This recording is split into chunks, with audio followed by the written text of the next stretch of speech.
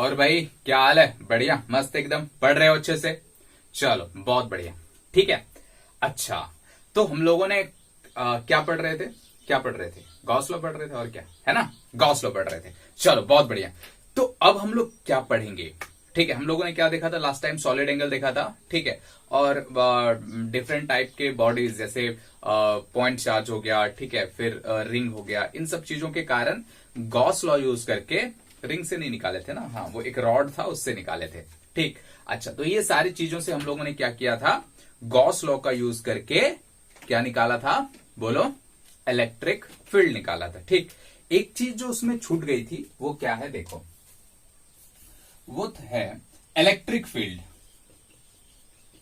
Electric field due to infinite plane sheet. Infinite plane sheet. ठीक है, sheet से निकालेंगे। क्या निकालेंगे? शीट से इलेक्ट्रिक फील्ड निकालेंगे। कैसा? Infinite sheet. ठीक। इनफाइनाइट शीट कहने का मतलब क्या है कि हमारे पास, जैसे मान लो ये हमारे पास एक कॉपी है, ठीक है, इसको अगर इसकी थिकनेस को हम क्या नेग्लिजिबल मान लें, ठीक है, या तो ऐसा सोच सकते हैं कि एक पेज ले लो, ठीक है, एक पेज ले लो ऐसे, ये है ना, एक पेज ले लो। अरे यार, अब सही है। ये एक पेज ले ली, तो एक एक क्या, एक प्लेन शीट की तरह ये काम कर रहा है। ठीक है, अब सोचो क्या है कि अगर इसे थोड़ा सा बड़ा ले लो, ठीक है, या हालांकि ये भी इनफाइनाइट की तरह काम करेगा। क्यों? तुम्हें पता है ना, जैसे मैंने बताया था कि कोई भी जो हम लोग इनफाइनाइट शीट की बात करते हैं, उसमें क्या हो गया, वो रिलेटिवली इनफाइनाइट होता है। क्या होता है? रिलेटिवली इनफाइनाइट होता है। बात समझ में आ? जैसे मैंने बताया था कि मेरा हाथ भी, ये जो दिख रहा है, वो भी इनफाइनाइट हो सकता है। ठीक है, तो एक्चुअल में इनफाइनाइट नहीं होता। ऐसा नहीं कि एकदम पूरा, एकदम देवलोक से पाताल लोक तक कोई एक प्लेन शीट ऐसा नहीं होता है। ठीक है, सिंपल। हम एक प्लेन शीट लेते हैं, इसका मतलब ये होता है कि अगर सोचो मतलब ऐसा क्या क्या समझ सकते हैं कि मान लो कि ये है, ठीक है, प्लेन शीट है, इसकी जस्ट आउटसाइड अगर हम निकालना चाहें इलेक्ट्रिक फील्ड, तो उसके लिए ये कैसा काम करेगा? प्लेन शीट का, इनफाइनाइट प्लेन शीट का काम करेगा। बात समझ में आ रहा है? सिंपल। तो वही चीज हम लोग देखेंगे, electric field due to a infinite plane sheet. ठीक है, तो पहले तो एक प्लेन शीट बनाना पड़ेगा, है ना। तो तुम्हें तो पता ही मेरी ड्राइंग कितनी अच्छी है, फिर भी मैं ट्राई करूंगा कि तुम्हें ये प्लेन जैसा दिखे। ठीक है, चलो कुछ कुछ तो हो गया। ये प्लेन शीट है ना। ये क्या है? इनफाइनाइट प्लेन शीट मान रहे हैं इसको, कोई खास बात इसमें नहीं है। चलो भाई, बहुत बढ़िया, इनफाइनाइट प्लेन शीट है, कोई दिक्कत वाली बात नहीं है। अब देखो, अब क्या देखोगे?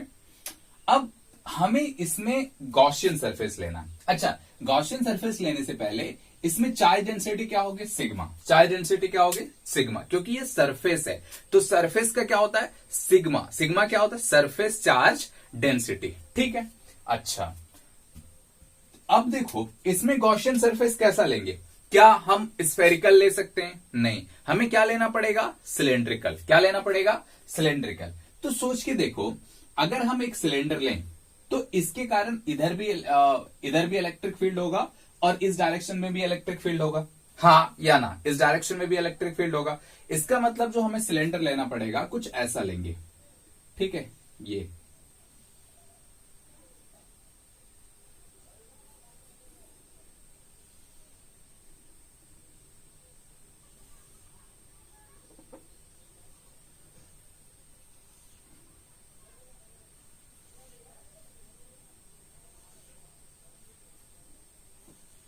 ठीक है, ये हमारा हो गया क्या?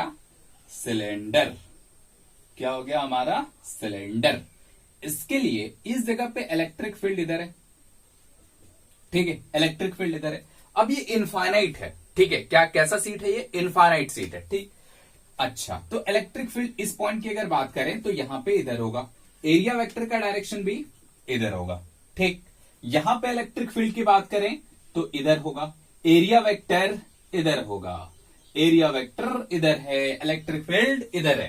ठीक, अच्छा, सिलेंडर में यहां पर भी एक तो सरफेस होता है, यहां पर भी नहीं, यहां भी लेना पड़ेगा, है ना, यहां पर भी लेना पड़ेगा, नहीं लोगे तो क्या होगा, हाँ बुरा हो जाएगा, गलत हो जाएगा, है ना। तो ये हो गया एरिया वेक्टर। ये क्या है, कर्व्ड सरफेस, ये मुड़ा हुआ एरिया है। कैसा एरिया है, मुड़ा हुआ एरिया है।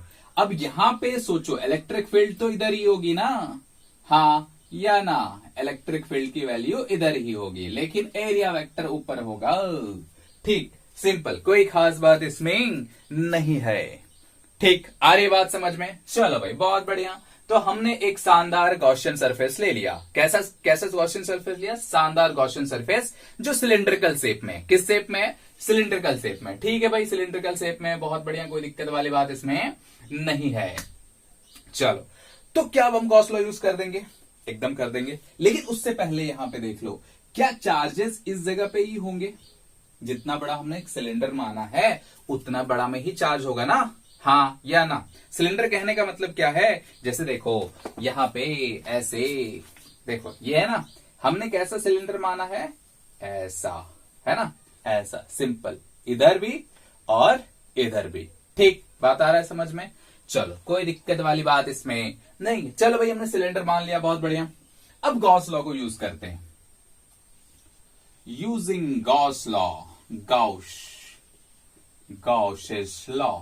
ठीक है, अच्छा सोचो कि हमारे पास टोटल कितने, एक सिलेंडर के कितने, एक तो ये फ्लैट वाला सरफेस हो गया, एक इधर एक इधर, ठीक है, और एक कर्व्ड वाला सरफेस हो गया। ठीक, तो सोच के देखो, कर्व्ड सरफेस से इलेक्ट्रिक फ्लक्स कितना होगा, कर्व्ड सरफेस से इलेक्ट्रिक फ्लक्स कितना होगा, बोलो, सिंपल, कितना होगा बोलो, अरे बोलो, सुनाई नहीं दे रहा है, वैसे भी मुझे सुनाई नहीं देगा तुम बोलोगे तो, है ना।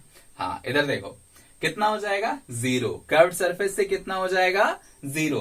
तो सिर्फ और सिर्फ किससे इलेक्ट्रिक फ्लक्स मिलेगा, सिर्फ इससे और इससे, सिंपल, कोई खास बात इसमें नहीं है। तो भैया हम गॉस लॉ लिख देते हैं, और हमारा गॉस लॉ ऐसे लिखते हैं, एक सांप का साइन, ठीक है, ऊपर से एक गोला, E dot D A is equals to Q in by epsilon naught. क्या हो गया ये, Q in by epsilon naught. ठीक है, अच्छा, तो अच्छा यहां पे देखो कि अगर हम फ्लैट सरफेस की बात करते हैं, ठीक है, या ऐसे लिख लो कि 1 और 2, ठीक है, और या क्या इतना लिखेंगे, छोड़ो डायरेक्ट लिख दो, समझ में तो आ रहा है ना कि भाई हाँ, ये कर्व सरफेस से क्या होगा, जीरो होगा, और हमको सिर्फ फ्लक्स मिलेगा इन दोनों से मिलेगा। कौन उतना लिखता है, आता है ना समझ में, चलो बहुत बढ़िया।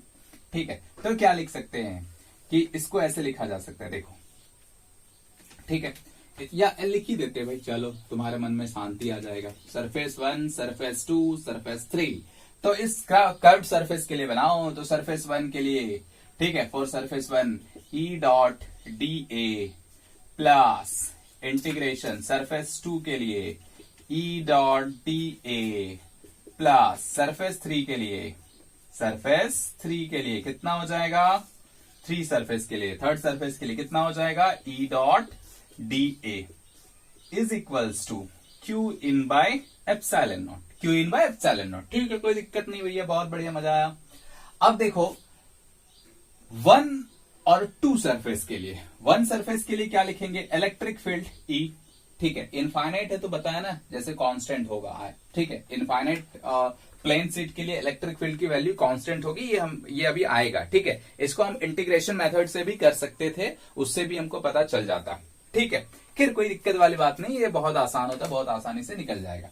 ई इंटीग्रेशन डी ए, ठीक है, डी ए और कॉस 0 डिग्री, कॉस 0 डिग्री, क्योंकि ई और ए के बीच में एंगल कितना है, 0, ई और ए के बीच में एंगल कितना है, 0। ठीक है भैया, सिमिलरली 2 के लिए भी वही लिखेंगे, E D A cos 0 degree plus 0 is equals to, या लिख लो भैया ऐसे, integration E D A cos 90 is equals to Q in by epsilon naught. ठीक है, कितना हो जाएगा, Q in by epsilon naught, कोई दिक्कत नहीं है। चलो बहुत बढ़िया, अब क्या लिख सकते हैं, देखो ई, अब इस मान लेते हैं यहां पे एक छोटा एरिया हमने अगर डीए लिया है, यहां पर भी छोटा एरिया डीए लिया है, और इसका टोटल एरिया ए, टोटल क्या है, टोटल ये फ्लैट एरिया जो है वो क्या है, ए है। मतलब ये वाला जो एरिया है वो कितना है, ए। कितना है, ए। ठीक है, तो अगर इसको इंटीग्रेट करेंगे तो ए आएगा। और cos 0 की वैल्यू हमेशा 1 होता है, सबका मालिक 1, तो उसकी वैल्यू हो गई यहां पे 1। ठीक है, चलो भाई बहुत बढ़िया। यहां पर भी वही होगा, ई ए और cos 0 की वैल्यू सबका मालिक, तो कितना हो गया, ई ए। और ये भैया ये ब्रह्मांड है, शून्य, कोई दिक्कत वाली बात नहीं है, इज इक्वल्स टू। अब देखो क्यू इन निकालना है, तो तुम्हें बहुत अच्छे से पता है कि हमारा चार्ज डेंसिटी कितना है, सिग्मा। चार्ज डेंसिटी कितना है, सिग्मा। तो सोचो सिग्मा का मतलब क्या हो गया कि भैया हमारे पास अगर यूनिट एरिया होगा तो उसमें जो चार्ज होगा उसको बोलेंगे क्या, सिग्मा। तो अगर ए एरिया है तो, ए एरिया है तो मतलब ये वाला एरिया, इसके अंदर जो भी चार्ज छुपे हैं, इसके अंदर जो भी चार्ज छुपे हैं उन सब चार्जेस का लिखना है, सब चार्जेस को लिखना है यहां पे। तो कितना हो जाएगा, कितना लिखेंगे बोलो, sigma into A by epsilon naught, तो इसका साथ ही आएगा ही। ठीक है, ये समझ में आया ना, सिग्मा इंटू ए कैसे होगा। इसके अंदर जो भी चार्ज है उसको लिखो, तो कितना है, सिग्मा पर यूनिट एरिया है। ठीक है, चार्ज पर यूनिट एरिया, तो ए एरिया के लिए कितना हो जाएगा, सिग्मा इंटू ए। सिंपल बेसिक लॉजिक है, कोई खास बात इसमें नहीं है। चलो भाई बहुत बढ़िया। अब देखो अगर इसको ऐड करेंगे तो एडिशन तो आता है, ई ए प्लस ई ए कितना हो जाएगा, 2EA is equals to sigma A by epsilon naught. Okay, अभी देखो कौन कौन कट गया, ये भैया ए और ए कैंसिल, बचा गया हमारे पास, ऊपर लिखता हूं, क्या पता नीचे दिखे ना दिखे, मिटा दो इसे, मिटा देता हूं। ठीक है, इसे गायब कर दिया मैंने। चलो भाई बहुत बढ़िया। तो क्या हो गया, यहां से अब ऊपर जाएंगे, ठीक है, यहां से ये ऊपर, ठीक, तो कितना हो जाएगा, E इज इक्वल्स टू हो गया सिग्मा बाय एप्सिलॉन नॉट, और ये 2 के साथ क्रॉस मल्टीप्लीकेशन हो जाएगा ना, 2 सिंपल। तो E इज इक्वल्स टू क्या हो गया, सिग्मा बाय एप्सिलॉन नॉट। ठीक है, सिग्मा बाय एप्सिलॉन नॉट, कोई दिक्कत वाली बात इसमें नहीं है भैया, ये सिग्मा बाय एप्सिलॉन नॉट हो गया। इसका मतलब हो गया कि अगर हम यहां पे इलेक्ट्रिक फील्ड की वैल्यू लिखें तो E इज इक्वल्स टू कितना होगा, सिग्मा बाय 2 एप्सिलॉन नॉट। कितना हो जाएगा, sigma by 2 epsilon not. Similarly अगर यहां लिखें तो यहां पर भी कितना हो जाएगा, sigma by 2 epsilon naught. Simple, कोई खास बात इसमें नहीं है। ठीक है, चलो भाई बहुत बढ़िया। अच्छा यहां पे लिखे तो कितना होगा, इस यहां पे हमने निकाला था गॉस लॉ से आया था सिग्मा बाय 2 एप्सिलॉन नॉट, लेकिन यहां पे लिखो तो कितना होगा बोलो, कितना होगा, तब भी तो सिग्मा बाय एप्सिलॉन नॉट ही होगा। क्यों क्यों क्यों, क्योंकि ये जो सिग्मा बाय 2 एप्सिलॉन नॉट है, क्या ये डिस्टेंस पे डिपेंड करता है, नहीं, एकदम बिल्कुल नहीं, बिल्कुल नहीं, डिस्टेंस पे डिपेंड करता ही नहीं। तो कहीं पर भी लिखो इसकी वैल्यू क्या होगी, सिग्मा बाय 2 एप्सिलॉन नॉट ही होगी, सिग्मा बाय 2 एप्सिलॉन नॉट। किसके लिए, सिंगल प्लेन शीट के लिए होगा। ठीक है, सिर्फ सिंगल प्लेन शीट के लिए बात कर रहे हैं भैया, वो भी इनफाइनाइट। कैसा, इनफाइनाइट, बहुत बड़ा। ठीक है, बहुत बड़ा, ऐसा बोलते हैं क्या, नहीं कैसा भी हो सकता है, बस वो इनफाइनाइट शीट की तरह ट्रीट होना चाहिए। ठीक है, चलो भाई बहुत बढ़िया। तो हमें आ गई E is equals to sigma by epsilon naught. ठीक है, तो तुम बोलोगे सर डायरेक्शन का तो पता ही नहीं, डायरेक्शन का तो पता ही नहीं है कि किधर डायरेक्शन होगा। तो सोचो ये पॉजिटिव है, तो पॉजिटिव चार्ज के कारण आउटवर्ड यहां पे, इसके लिए, तो इसके लिए इलेक्ट्रिक फील्ड की वैल्यू किधर होगी, इधर, किधर होगी, इधर, जिधर तीर का डायरेक्शन है ना, तीर का डायरेक्शन जिधर है उधर ही है। ठीक है, बात समझ में आ रही, सिंपल, बहुत आसान है, कोई दिक्कत वाली बात इसमें नहीं है। चलो भैया बहुत बढ़िया, ये तो समझ में आ गया है ना। अच्छा नेगेटिव होता तो कुछ नहीं, इसका मुंडी घूम जाता इधर ऐसे, ठीक है, इधर इधर इधर, ये नेगेटिव होता तो, ये चार्ज अगर नेगेटिव हो गया तब की बात है ये, तब इलेक्ट्रिक फील्ड का डायरेक्शन जस्ट अपोजिट हो जाता है। ठीक है, ये तो तुम जानते हो बचपन से, है ना, इंटेलिजेंट हो, कोई खास बात इसमें नहीं है। चलो भैया बहुत बढ़िया, ये तो समझ में आ गया। अब एक छोटा छोटा सवाल देख लेते हैं इस पे, ठीक है, जो आगे काम आने आएगा। कैसा सवाल, क्यों सवाल, है ना, सवाल सवाल सवाल, देखो अभी हमारे पास एक प्लेन शीट है ऐसे, है ना, इसको हम प्लेन शीट की तरह मान रहे हैं। अब ऐसा 2 डायमेंशनल 3 डायमेंशनल नहीं बनाएंगे, ठीक है। प्लेन शीट हो गया ये पॉजिटिव। एक और प्लेन शीट है, ये सब इनफाइनाइट है, ठीक है, सब इनफाइनाइट है, और उसको हमने यहां पे रख दिया। अब जैसे देखो ये चार्ज इधर दिख रहा है, इसका मतलब ये नहीं कि ये चार्ज इधर है, ये क्या है, सीट पे चार्ज है। कहां पे चार्ज है, सीट पे चार्ज है। ये जो प्लेन सीट है ना उस पे चार्ज है, उसके दाएं बाएं आगे पीछे कहीं नहीं है, ठीक है, प्लेन सीट पे चार्ज है। ठीक, चलो भैया बहुत बढ़िया। अब देखो तुम्हें 3 पॉइंट दिया गया, ए तुम्हें दिया गया, बी तुम्हें दिया गया, सी। ये प्लेन सीट 2 है और ये प्लेन सीट 1 है, ठीक है। तुमसे पूछा गया कि बता दो इलेक्ट्रिक फील्ड, बता दो भैया हर एक पॉइंट पे। क्या बता दो, इलेक्ट्रिक फील्ड बता दो, ठीक है। पॉइंट ए बी सी पे इलेक्ट्रिक फील्ड बता दो, कोई दिक्कत वाली बात इसमें नहीं है। तो कैसे निकालेंगे, कैसे निकालेंगे, कैसे निकालेंगे?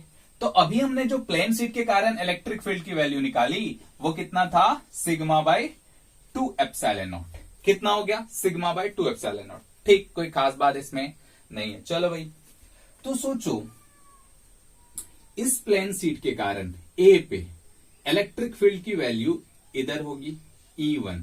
E1 लिखेंगे मतलब किसके कारण, 1 के कारण इलेक्ट्रिक फील्ड। इधर क्यों होगा, क्योंकि पॉजिटिव चार्ज है। कैसा चार्ज है, पॉजिटिव चार्ज है, इसीलिए इलेक्ट्रिक फील्ड की डायरेक्शन इधर है, ठीक है, कोई खास बात इसमें नहीं है। चलो भाई बहुत बढ़िया। बी के कारण किधर होगा, बी के कारण, बी नहीं मतलब क्या नाम है इसका, 2 है, तो 2 सेकेंड प्लेन सीट के कारण भी इलेक्ट्रिक फील्ड इधर ही होगी। ये कितनी होगी, E2। जब दोनों इलेक्ट्रिक फील्ड एक ही डायरेक्शन में हो तो जुटता है कि घटता है, जुटता है कि घटता है, बोलो सिंपल, क्या जुटेगा। इसका मतलब अगर हम EA लिखें, ठीक है, इलेक्ट्रिक फील्ड एट ए, तो इसको डायरेक्ट ऐसे लिख सकते हैं कि भैया E1 प्लस E2। कैसे लिख सकते हैं, E1 प्लस E2। क्यों, क्योंकि इलेक्ट्रिक फील्ड का डायरेक्शन तो एक ही डायरेक्शन में है, ठीक है, एक ही तरफ है, एक ही तरफ है। इसका मतलब क्या हो गया कि हम दोनों को जोड़ देंगे, ठीक, बाकी वेक्टर्स की तरह जोड़ेंगे और उसमें थीटा की वैल्यू कितनी हो जाएगी, वो 0, ठीक है, थीटा की वैल्यू कितनी होगी, 0। तब हमें यही एक्सप्रेशन मिलता है, ये हम बहुत पहले ही देख चुके हैं, ठीक है ना। चलो भैया कोई दिक्कत नहीं है। देखो अब क्या होगा, E1 की वैल्यू कितनी होगी, सिग्मा बाय 2 एप्सिलॉन नॉट। कितनी होगी, सिग्मा बाय 2 एप्सिलॉन। कोई खास बात इसमें नहीं है। E2 की वैल्यू कितनी होगी, इसकी भी होगी सिग्मा बाय 2 एप्सिलॉन नॉट। अगर इसकी चार्ज सिग्मा है, इसकी चार्ज सिग्मा है, ठीक है, दोनों की चार्ज हमने सिग्मा मान लिया, तो दोनों की चार्ज डेंसिटी कितनी मान ली, सिग्मा। कोई खास बात इसमें नहीं है। तो कितना हो जाएगा, इसका भी सिग्मा बाय 2 एप्सिलॉन नॉट और उसका भी सिग्मा बाय 2 एप्सिलॉन नॉट। तुम्हारे मन में फिर सवाल आ सकता है कि सर इसका डायरेक्शन तो दूर है। तब याद रखो कि प्लेन, इनफाइनाइट प्लेन सीट के कारण इलेक्ट्रिक फील्ड हर एक पॉइंट पे कांस्टेंट होती है, वो डिस्टेंस पे डिपेंड नहीं करता है, डिस्टेंस पे डिपेंड नहीं करता। तो यहां पे डिस्टेंस पे डिपेंड नहीं करेगा, दोनों की वैल्यू कितनी हो जाएगी, सिग्मा बाय 2 एप्सिलॉन नॉट। तो कितना हो गया, इन दोनों को जोड़ दोगे तो कितना हो जाएगा, सिग्मा बाय एप्सिलॉन नॉट। कितना हो जाएगा, sigma by epsilon naught. Simple, कोई खास बात इसमें नहीं है ना। ये आ गया हमारा क्या, इलेक्ट्रिक फील्ड एट ए। क्या तुम बी पे निकाल सकते हो, ठीक है, बी पे निकाल सकते हो ईबी कितना हो जाएगा, देखो कितना होगा, 1 के कारण इलेक्ट्रिक फील्ड इधर होगा E1, 2 के कारण इलेक्ट्रिक फील्ड इधर होगा E2, 2 के कारण इलेक्ट्रिक फील्ड किधर होगा, इधर E2। अब दोनों घटेंगे कि जुड़ेंगे, दोनों घटेंगे या जुड़ेंगे, सिंपल घटेंगे, क्योंकि दोनों का डायरेक्शन अपोजिट है, दोनों का डायरेक्शन क्या है, अपोजिट है। तो यहां पे क्या हो जाएगा, E1 माइनस E2, ठीक है, E1 माइनस E2, तो 0। Sigma by 2 epsilon not minus sigma by 2 epsilon naught, तो इसकी वैल्यू कितनी हो जाएगी, 0, शून्य। क्या हो जाएगा, शून्य, गोला लड्डू। बात समझ में आ रहा है, सिंपल, कोई खास बात इसमें नहीं है। अब देखो अगर हम सी पॉइंट की बात करें, किस पॉइंट की बात करें, सी पॉइंट की बात करें, तो सी पे देखो ये हमारा सी पॉइंट है, ठीक है ना। तो E1 तो इधर ही होगा, हाँ या ना, क्योंकि ये पॉजिटिव है, E1 इधर होगा। अच्छा, E2 किधर होगा, वो भी सेम डायरेक्शन में होगा, E2। इसके कारण भी इलेक्ट्रिक फील्ड सेम होगा। इसका मतलब ये वही चीज तो आ गया, हाँ या ना। यहां पे बस EC लिख दो, ठीक है, E1 प्लस E2 बाकी इतना आ गया। इसका मतलब क्या हो गया, EC is equals to EA। यहां पे और यहां पे इलेक्ट्रिक फील्ड की वैल्यू सेम मिलेगी। यहां पे मतलब यहां पे और यहां पे ए पे और सी पे इलेक्ट्रिक फील्ड की वैल्यू जो मिलेगी वो सेम मिलने वाली, एक जैसा मिलेगा, ठीक है। चलो, अगर इसी सवाल में अगर ये बोल दे भैया ये जो है वो क्या है, माइनस है, ठीक है, नेगेटिव है, यानी इसकी चार्ज डेंसिटी कितनी है, सिंपल माइनस सिग्मा, ठीक है। तब ABC पे निकाल लो, तब ABC पे निकालो कितना होगा, ठीक है, ABC पे निकालो, ये तुम्हारा काम है, निकालो A, B और C, ठीक है।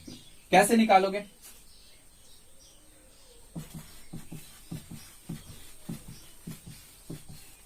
हाँ कैसे निकालोगे, देखो कैसे निकालेंगे, EA पे निकालते हैं। तो 1 के कारण इलेक्ट्रिक फील्ड इधर, 2 के कारण इधर, क्यों, क्योंकि नेगेटिव साइन है। नेगेटिव साइन का इलेक्ट्रिक फील्ड, जैसे मान लो मैं नेगेटिव चार्ज बॉडी हूं तो मेरे इलेक्ट्रिक फील्ड यहां पे किधर होगा, इधर मेरे तरफ, और अगर मैं पॉजिटिव हूं तो किधर होगा, बाहर की ओर। ऐसे बात समझ में आ रहा है, सिंपल, कोई खास बात इसमें नहीं है, ठीक है भैया, इतना हो गया। तो हम लिख सकते हैं EA is equals to E1 minus E2। E1 इधर हो गया और E2 इधर हो गया, ठीक। तो कितना हो जाएगा, 0।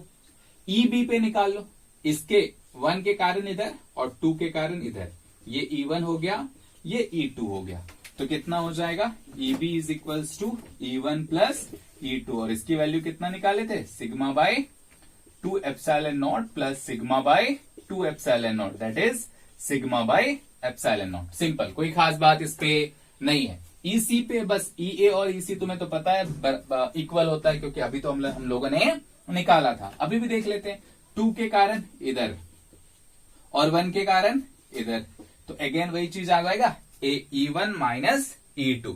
सिंपल, कोई खास बात इस पे नहीं है। तो ये हो गया क्या, electric field due to plane sheet या इनफाइनाइट प्लेन शीट। बात समझ में आ रहा है, सिंपल, कोई दिक्कत वाली बात इसमें नहीं है, ठीक है ना। चलो बहुत बढ़िया, इतना हो गया। अब जैसे कि मैं पहले ही बता चुका हूं, स्फेयर रहा है, ठीक है, तो हम कुछ चीजें पढ़ लेंगे फिर उसको पढ़ेंगे। हालांकि बहुत आसान है, तुम अभी भी बना सकते हो, बट कुछ और चीज पढ़ लेंगे तो सारा चीज का फील आ जाएगा, है ना। चलो, तो अभी हम लोग अब क्या देखेंगे, कंडक्टर। क्या देखेंगे हम लोग, कंडक्टर, ठीक है। बस वाला कंडक्टर की बात बिल्कुल नहीं हो रही है, बस वाले कंडक्टर की बात बिल्कुल नहीं हो रही, कंडक्टर की बात हो रही है, ठीक है, ठीक है। जैसे कि हम जानते हैं कि जो मटेरियल होता है ना,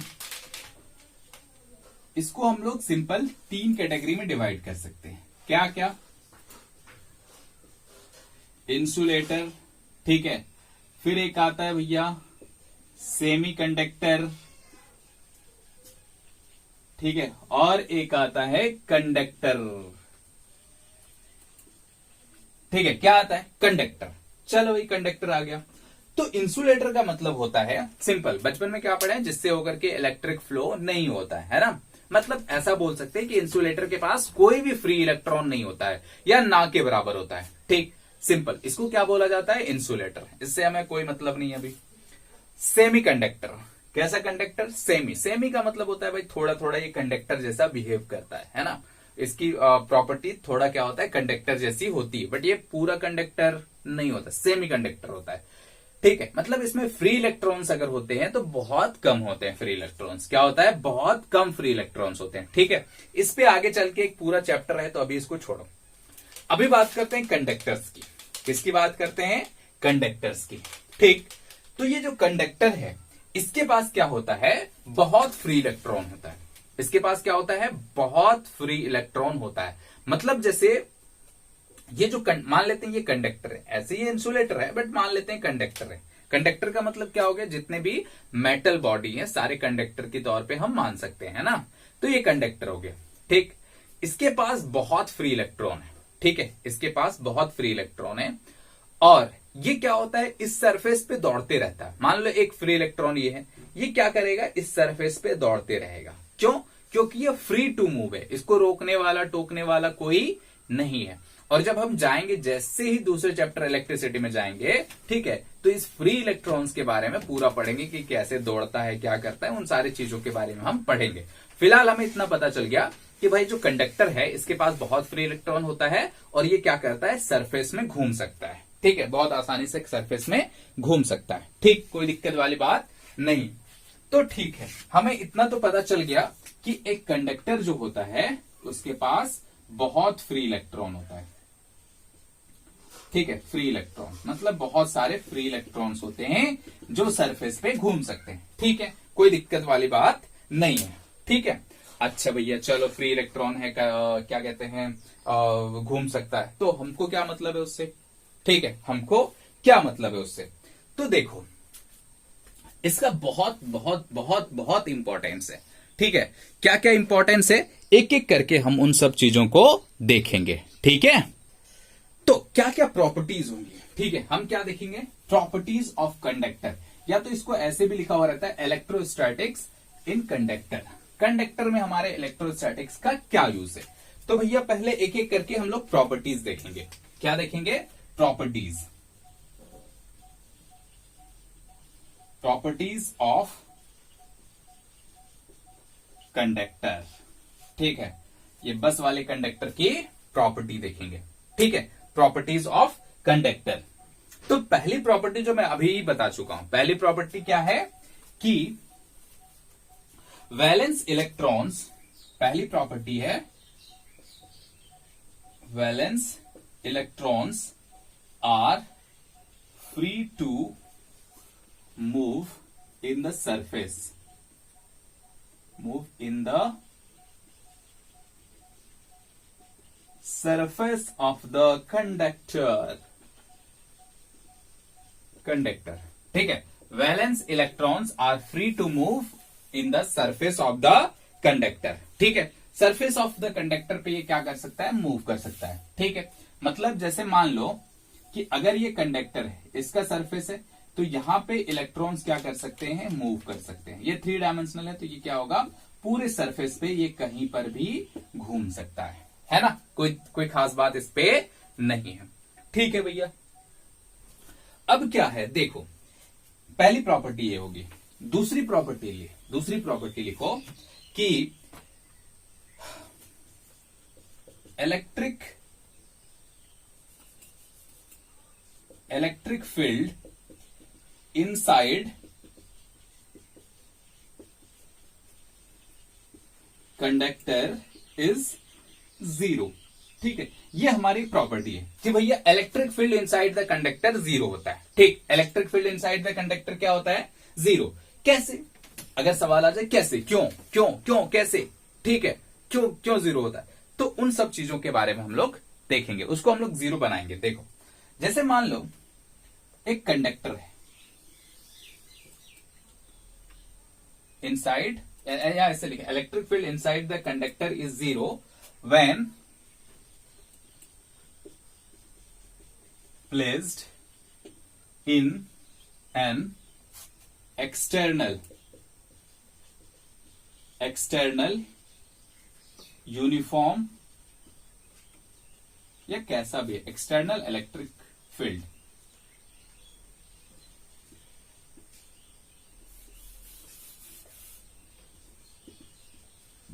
एक्सटर्नल इलेक्ट्रिक फील्ड, ठीक है, electric field inside the conductor क्या होता है, 0। सिंपल, कोई खास बात इसमें नहीं है। ठीक है, 0 हो रहा है हमारा electric field inside the conductor 0। कैसे? देखो, अब एक कंडक्टर ले लिया, ठीक है, इसको एक मान लेते हैं सिंपल इलेक्ट्रिक फील्ड में रखा हुआ है। ठीक है, इलेक्ट्रिक फील्ड में रखा हुआ है ऐसे। ठीक है, मान लेते हैं ऐसे, हमें कुछ नहीं पता कंडक्टर के बारे में। ठीक है, ऐसे एक कंडक्टर है, ये कंडक्टर है, उसको हमने इलेक्ट्रिक फील्ड आ रही थी कहीं से, उसको ला करके उठा के ऐसे रख दिए। ठीक है, तो अब इस इनसाइड द इलेक्ट्रिक फील्ड 0 है, ये कैसे पता चलेगा? अब देखो, एक्चुअल में ये वाला जो नोटेशन है वो गलत है ना, ऐसे हम डिनोट नहीं कर सकते। तो कैसे डिनोट करेंगे और क्या होगा, इन सारी चीजों के बारे में हम लोग आगे देखेंगे। ठीक है, अब मेरे पास जगह थोड़ा कम है, इसी को मिटा देता हूं, है ना। जैसे देखो, हमारा कंडक्टर था, ठीक, हमने इसको इलेक्ट्रिक फील्ड में रखा है, ठीक है, इलेक्ट्रिक फील्ड में हमने इसको रखा है। तो सोचो जो हमारे कंडक्टर में फ्री इलेक्ट्रॉन हैं, ठीक है, जो कंडक्टर में फ्री इलेक्ट्रॉन है, ये जो इलेक्ट्रॉन है ये फ्री टू मूव है। अब ये किधर जाएगा, ठीक है, अब ये किधर जाएगा, या स्फेरिकल लेने से अच्छा है एक बार हम लोग क्या लेते हैं, रेक्टेंगल, इसमें भी ले सकते हैं, कोई खास बात इसमें नहीं है। जैसे हमारा कंडक्टर कुछ ऐसा है ना, हमारा कंडक्टर कुछ ऐसा है, ये हमारा क्या है, कंडक्टर, ठीक है, कंडक्टर, इसको हमने एक्सटर्नल इलेक्ट्रिक फील्ड में रख दिया, ठीक। तो इसके पास जो फ्री इलेक्ट्रॉन्स हैं, इसके पास जो फ्री इलेक्ट्रॉन्स हैं वो किधर भागेंगे। जैसे कि तुम्हें पता है कि अगर हम कोई भी नेगेटिव चार्ज को इलेक्ट्रिक फील्ड में रखेंगे तो किधर मूव करता है, opposite to the direction of electric field. मतलब इलेक्ट्रिक फील्ड इधर है तो इलेक्ट्रॉन इधर भागेगा, उल्टा भागेगा, है ना, उल्टा भागेगा। इसका मतलब क्या हो गया कि ये यूनिफॉर्म इलेक्ट्रिक फील्ड ई में रखा हुआ है एक्सटर्नल इलेक्ट्रिक फील्ड में, तो ये जो इलेक्ट्रॉन्स हैं वो इधर भागेंगे। लेकिन सरफेस पे आकर तो रुकना पड़ेगा, ऐसा थोड़ी ना है कि इसको रख दिया इलेक्ट्रिक फील्ड में, यहां पे इलेक्ट्रॉन निकल के एकदम बाहर चला गया, ऐसा जल्दी से होने वाला नहीं है, ठीक है। तो क्या होगा, सिंपल कहां पे रहेगा, वो सरफेस पे आकर के रुक जाए, क्योंकि उसके बाहर वो अभी जा नहीं पा रहा है ना, ठीक है, बात समझ में आ रही, कोई दिक्कत वाली बात नहीं है। तो यहां पे जितने भी फ्री इलेक्ट्रॉन्स थे वो कहां पे आ गए, सरफेस पे आ गए, ठीक है, सरफेस पे आ गए। तो सोचो इसके साथ जो पॉजिटिव वाला होगा, पॉजिटिव चार्ज है ना, जो इलेक्ट्रॉन निकला तो पॉजिटिव चार्ज, तो पॉजिटिव चार्ज कहां पे जाएगा, पॉजिटिव चार्ज कहां पे जाएगा, इधर, ठीक है, इधर उल्टा दौड़ेगा। Positive charge along the electric field दौड़ता है, मतलब अगर ये पॉजिटिव है तो ये इधर दौड़ेगा, हाँ या ना, बात समझ में आ रही, ठीक है। मतलब इधर जो चार्ज डेंसिटी हो गई वो क्या हो जाएगी, इस साइड नेगेटिव हो जाएगी और इस साइड क्या होगी, पॉजिटिव हो जाएगी। कोई खास बात इसमें नहीं है, ठीक है। अच्छा भैया चलो पॉजिटिव नेगेटिव तो हो गया। अब सोच के देखो कि अगर अब भी कुछ इलेक्ट्रॉन बच गया है, अब भी कुछ इलेक्ट्रॉन बच गया है तो वो इधर ही भागेगा ना, भागेगा, चलो भागा, फिर आ गया इलेक्ट्रॉन्स और आ गए इसे, है ना, इधर यहां पर और पॉजिटिव चार्ज ऐसे आ गए। अब देखो एक चीज हो रहा है, वो क्या कि ये पॉजिटिव ये नेगेटिव, इसका मतलब ये हुआ कि हमारा जो इलेक्ट्रिक फील्ड होगा वहां अंदर भी एक इलेक्ट्रिक फील्ड क्रिएट हो जाएगा, अंदर भी इलेक्ट्रिक फील्ड क्रिएट हो जाएगा जो पॉजिटिव से नेगेटिव होगा, हाँ या ना, पॉजिटिव से नेगेटिव होगा, कोई खास बात इसमें नहीं है। अब इसमें देखो ये जो हमारा इलेक्ट्रिक फील्ड हुआ, ठीक है, अंदर में इनसाइड में, वो क्या है, पॉजिटिव टू नेगेटिव, हाँ या ना, मतलब ये जो इनसाइड इलेक्ट्रिक फील्ड है ऐसे, है ना, ये इसको बोला जाता है इंड्यूस्ड इलेक्ट्रिक फील्ड। इसको क्या बोला जाता है, इंड्यूस्ड इलेक्ट्रिक फील्ड। और ये जो चार्जेस आए, ठीक है, एक्स्ट्रा, क्योंकि स्टार्टिंग में तो न्यूट्रल था, स्टार्टिंग में क्या था, न्यूट्रल, एक कंडक्टर न्यूट्रल ही तो होता है, उस पे चार्ज होते हैं, बट नेट चार्ज कितना होता है, 0। तो अब ये जो सरफेस पे चार्जेस आ गए, सरफेस पे चार्जेस आ गए, एक साइड पॉजिटिव एक साइड नेगेटिव, तो इसको बोला जाता है इंड्यूस्ड चार्ज। इसको क्या बोलते हैं, इंड्यूस्ड चार्ज। इसको क्या बोला जाता है, सिंपल इंड्यूस्ड चार्ज, कोई खास बात इस पे नहीं है। इसका नाम है भैया, ये इलेक्ट्रिक फील्ड है वो इंड्यूस्ड इलेक्ट्रिक फील्ड है, और ये जो चार्जेस है वो क्या है, इंड्यूस्ड चार्ज है, ठीक है। तो सोच के देखो इस जगह पे जो इलेक्ट्रिक फील्ड है, ठीक है, इस डायरेक्शन में, क्या वो एक्सटर्नल इलेक्ट्रिक फील्ड है, ठीक है, एक्सटर्नल इलेक्ट्रिक फील्ड है, दिख रहा है ना, EXT, EXT, external electric field, ठीक। और इस जो इंड्यूस्ड के कारण इसका डायरेक्शन इधर होगा, ये क्या हो जाएगा, इंड्यूस्ड, ठीक है, ई इंड्यूस्ड। अब सोचो कि एक्सटर्नल और इंड्यूस्ड क्या दोनों एक दूसरे के अपोजिट हैं, दोनों एक दूसरे के अपोजिट हैं। कहने का मतलब क्या है, कहने का मतलब क्या है कि एक्सटर्नल वाला हमारा इधर है और इंड्यूस्ड इधर है, ठीक है। IN का मतलब क्या हो गया, induced, simple. External electric field इधर और इंड्यूस्ड वाला इधर, तो सोचो क्या एक दूसरे को कैंसिल करेंगे, हाँ करेंगे, एक दूसरे को कैंसिल करेंगे, ठीक है। और सोचो कि इसमें जो हमारा फ्री इलेक्ट्रॉन्स है वो तो बहुत है, वो तो बहुत हैं, और ये तब तक होते रहे, तब तक क्या होंगे, अपोजिट मूव करते हुए करेंगे, जब तक यहां पे नेट इलेक्ट्रिक फील्ड जीरो ना हो जाए। मतलब इस पॉइंट पे, इस पॉइंट की बात अगर करें तो यहां पे नेट इलेक्ट्रिक फील्ड जो है वो जीरो ना हो जाए, तब तक चार्जेस मूव करते रहेंगे। इसका मतलब क्या होगा कि at equilibrium condition E induced is equals to E external. ठीक है, मैग्नीट्यूड ऑफ E इंड्यूस्ड क्या हो जाएगा, E एक्सटर्नल के बराबर हो जाएगा। ठीक, और डायरेक्शन अपोजिट होगा। मतलब इनसाइड कितना हो गया, यहां पे नेट इलेक्ट्रिक फील्ड कितना हो गया, यहां पे नेट इलेक्ट्रिक फील्ड,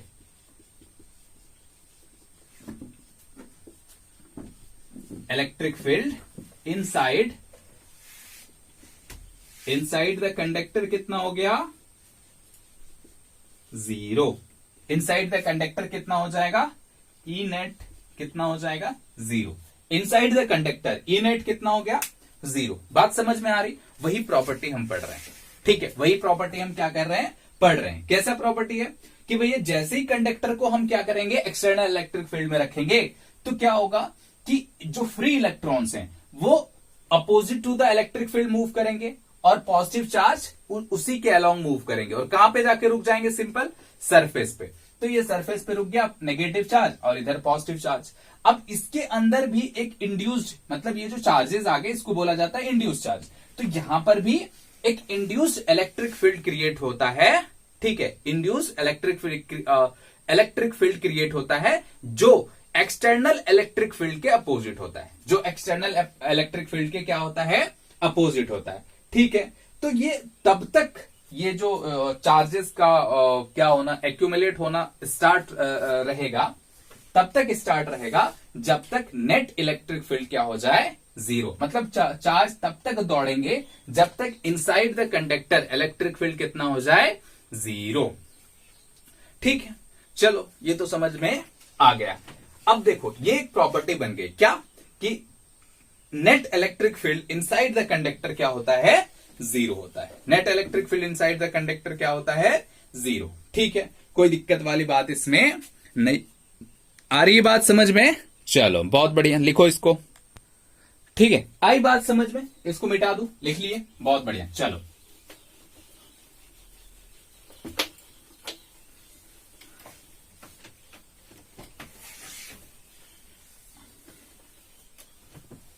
अच्छा, अब सोचो जो हमने पहले गोला लिया था, ऐसे है ना, एक गोला स्फेयर लिया था, तो ये इलेक्ट्रिक फील्ड लाइंस है, तो चार्जेस कहां पे होंगे, ऐसे सरफेस पे, ये नेगेटिव, और इधर क्या हो जाएंगे, पॉजिटिव।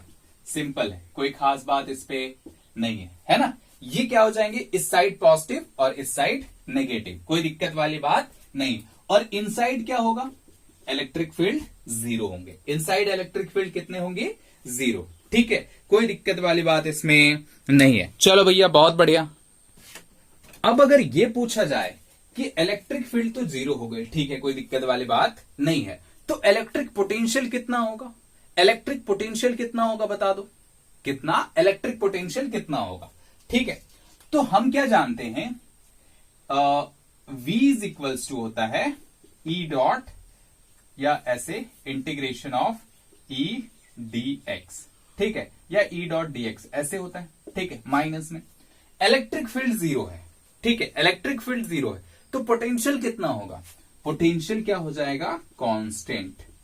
पोटेंशियल क्या हो जाएगा, कांस्टेंट। ठीक है, पोटेंशियल जीरो नहीं होगा, पोटेंशियल जीरो नहीं होगा, पोटेंशियल क्या होगा, कांस्टेंट। इसका मतलब यहां पे जो पोटेंशियल हो गया, इलेक्ट्रिक पोटेंशियल, वो क्या हो जाएगा, कांस्टेंट।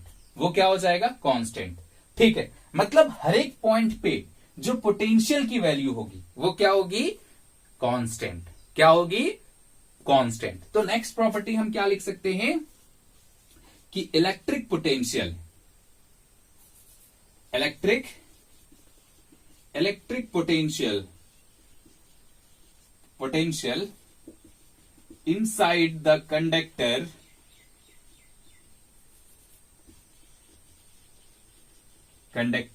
Is constant. कितना हो जाएगा? Constant. Electric potential inside the conductor is constant, that is it acts as an equipotential region. It acts as an equipotential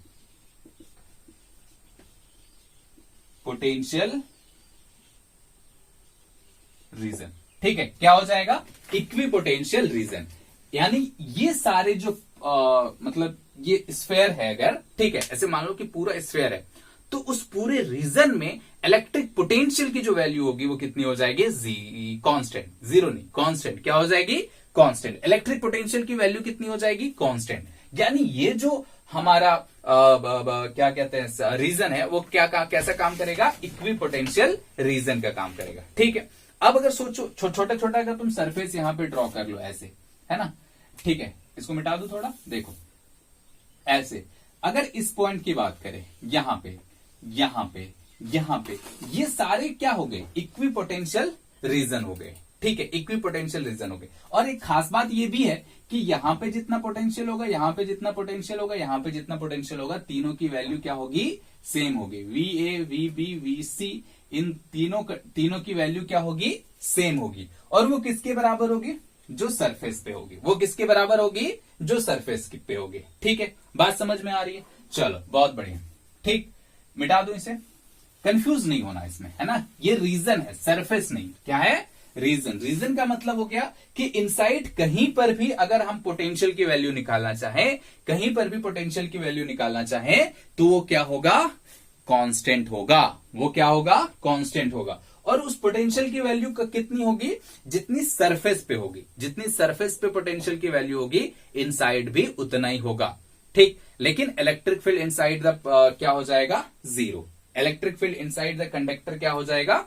zero. ठीक, अच्छा, अब नेक्स्ट प्रॉपर्टी है, सोचो। ये प्रॉपर्टी बोलता है electric field lines are perpendicular to the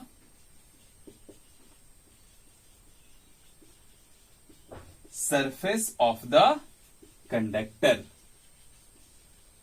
ठीक है, क्या बोला है? Electric field lines to the surface of the conductor is क्या लिखा मैंने?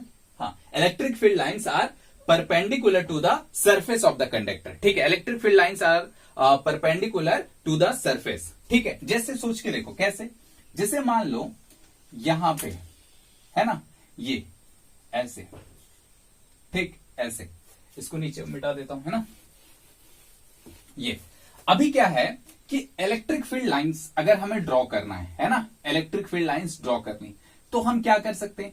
एक तो सीधा ऐसे ड्रॉ कर सकते हैं। ठीक है, ऐसे हम मान रहे हैं, ये सही है गलत हम बाद में देखेंगे इसको। ठीक है, ऐसे एक सीधा ऐसे ड्रॉ कर सकते हैं। ठीक, और क्या कर सकते हैं? और क्या कर सकते हैं? मान लो ऐसे किए, टेढ़ा ऐसे ड्रॉ कर दिए। ठीक, कभी ऐसे ले गए। ठीक है, इलेक्ट्रिक फील्ड सोचते नहीं है तो ऐसा लिख दिए। ठीक है, एक ऐसा किए, ठीक है, और फिर ऐसा किए। यहां पे हमने एक परपेंडिकुलर रखा। ठीक है, परपेंडिकुलर रखा। मान लो ये तुम्हारे लिए क्वेश्चन है। ठीक है, मान लो ये तुम्हारे लिए क्वेश्चन है, तो कौन सा सही होगा ये तुम्हें बताना है। ठीक है, कौन सा सही होगा ये तुम्हें बताना है। ठीक, ऐसे हमने सिंपल क्या किया है? ड्रॉ कर दिया। ठीक है, आ रही है बात समझ में? कोई दिक्कत वाली बात इसमें नहीं है। अब देखो, अब इसमें हमें यह पता है कि भैया यहां पे जो हमारा जो पोटेंशियल है वो क्या है? कांस्टेंट। ठीक है, इसका मतलब ये हो गया कि ये इक्विपोटेंशियल रीजन का काम कर रहा है। ठीक, चलो भैया बहुत बढ़िया। अब सोचो एक चीज और ध्यान दो कि अगर इलेक्ट्रिक फील्ड जीरो हो तो वहां पे कोई इलेक्ट्रिक फील्ड लाइंस होंगी क्या? नहीं, वहां पे कोई भी इलेक्ट्रिक फील्ड लाइंस होंगी ही नहीं। इसका मतलब ये और ये तो नहीं हो सकता। ठीक है, क्योंकि inside the conductor electric field कितना होता है? जीरो। और इलेक्ट्रिक फील्ड है ही नहीं तो जो लाइंस क्या खाक होंगी? इलेक्ट्रिक फील्ड नहीं है तो क्या होगा? इलेक्ट्रिक फील्ड लाइंस तो होंगी नहीं। इसका मतलब पहला और दूसरा तो होने से रहा, तीसरा और चौथा में कुछ कुछ लग रहा है। इलेक्ट्रिक फील्ड नहीं है, फिर आ रहा है। ठीक है, अब देखो, हम तुम्हें याद है इक्विपोटेंशियल सरफेस का प्रॉपर्टीज क्या था? Electric field lines are always perpendicular to equipotential surfaces. याद है, एक पॉइंट चार्ज था हमारे पास, है ना, और उसमें हमने इक्विपोटेंशियल सरफेसेस ऐसे ड्रॉ किए थे, और हमें पता है इलेक्ट्रिक फील्ड लाइंस ऐसे होती हैं। ठीक, इलेक्ट्रिक फील्ड लाइंस ऐसी होती हैं। ठीक है, और हम ये भी देखे थे कि ये सारी लाइंस क्या होती, इस सरफेस पे परपेंडिकुलर होती है। ठीक, तो क्या यहां पर भी इक्विपोटेंशियल रीजन है? ठीक, तो यहां पर भी जो इलेक्ट्रिक फील्ड लाइंस होंगी वो क्या होनी चाहिए, परपेंडिकुलर टू द सरफेस होना चाहिए, परपेंडिकुलर टू द सरफेस। तो ये तो परपेंडिकुलर नहीं है, तो परपेंडिकुलर हमारा सिर्फ ये है, यानी ये भी गलत है और ये सही है।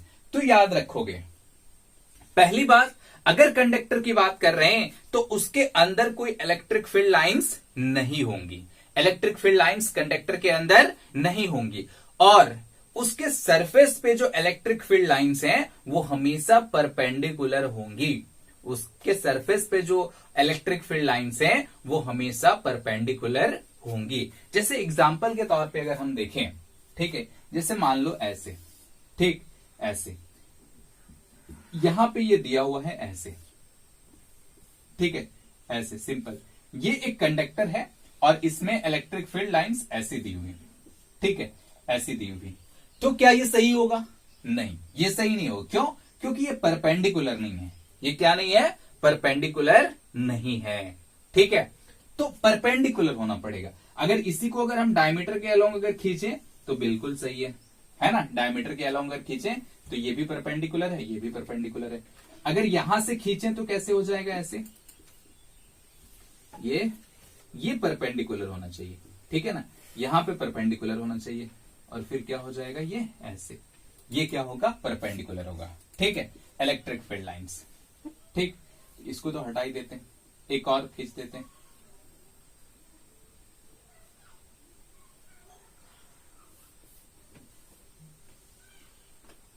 है ना, ऐसे, ये क्या होगा, सिंपल परपेंडिकुलर होगा। ठीक, अच्छा,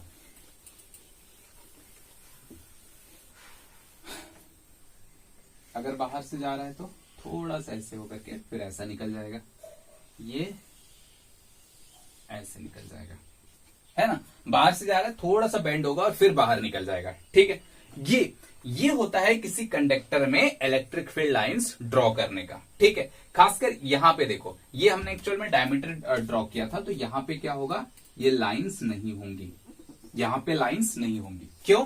क्योंकि कंडक्टर है और कंडक्टर में इलेक्ट्रिक फील्ड लाइंस नहीं होती है, तो यहाँ पे जो लाइंस एक्चुअल मैंने वो डायमीटर के लिए ड्रॉ किया था, ठीक है, तो यहां पे इलेक्ट्रिक फील्ड लाइंस नहीं होंगी। तो एक्चुअल में किसी कंडक्टर के में अगर तुम्हें इलेक्ट्रिक फील्ड ड्रॉ करने बोले तो तुम ऐसे करोगे, और ये बहुत इंपॉर्टेंट होता है। ठीक है, इलेक्ट्रिक फील्ड ड्रॉ करना बहुत इंपॉर्टेंट होता है कंडक्टर्स में।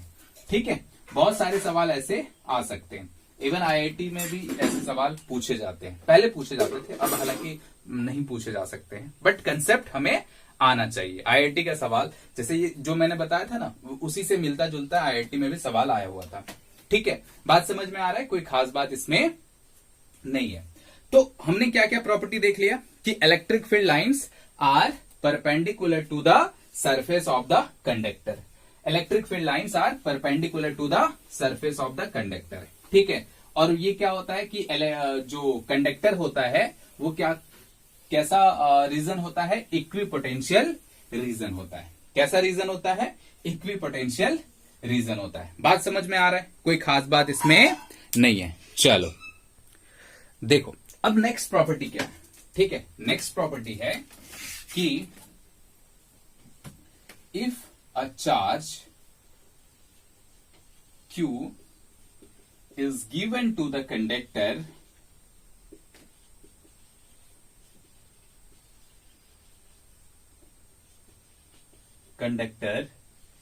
it appears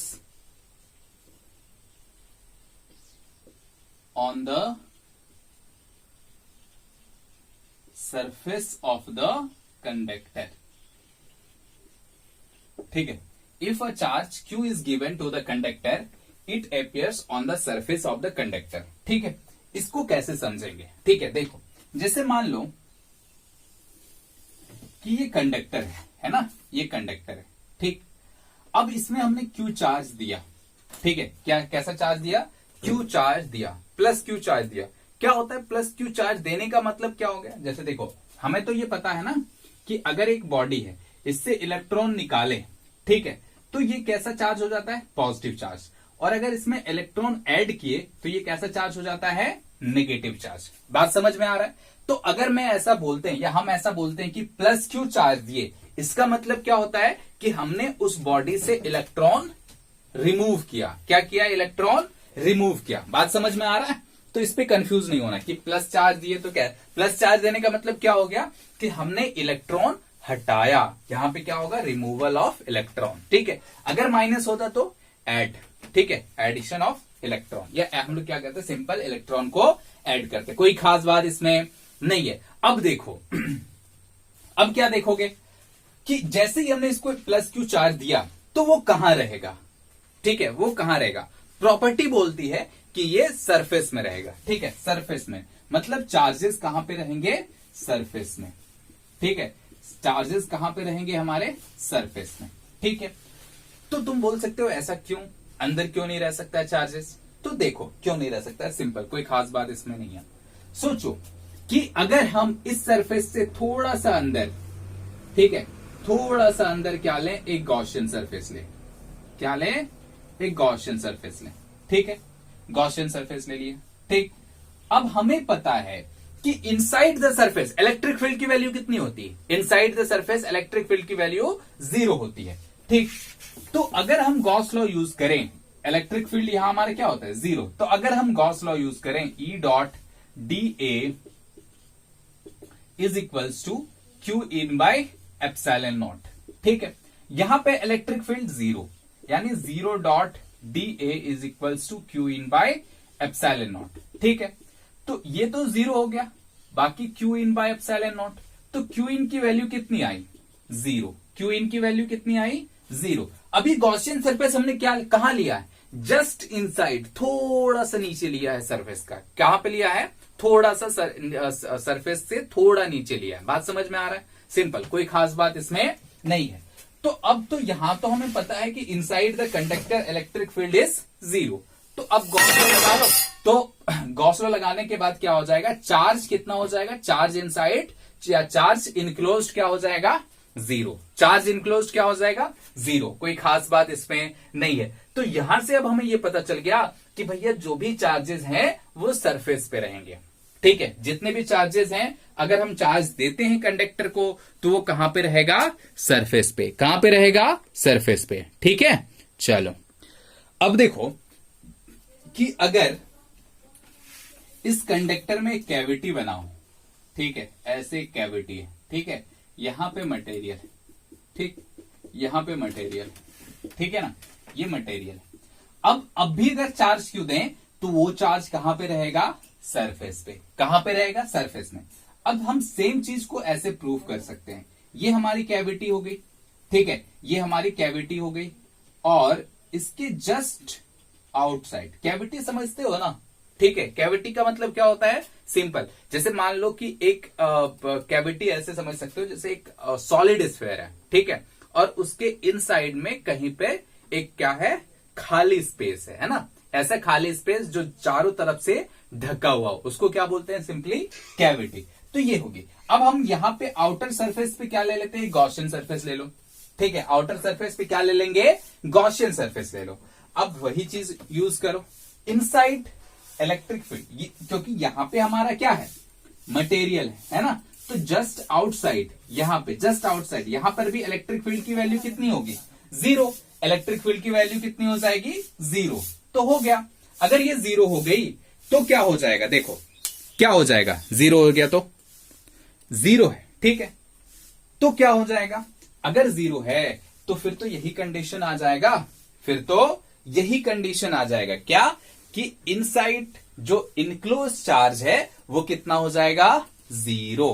कितना हो जाएगा, 0। सिंपल, मतलब यहां पर भी कोई चार्ज नहीं रह सकता, यहां पर भी कोई चार्ज नहीं रह सकता, क्योंकि इलेक्ट्रिक फील्ड तो 0 है, तो इनसाइड कोई चार्ज नहीं रह सकता है। ठीक है, इनसाइड कोई चार्ज नहीं रह सकता है, सिंपल, अगर हम बाहर से कोई भी चार्ज दें तो, ठीक है ना।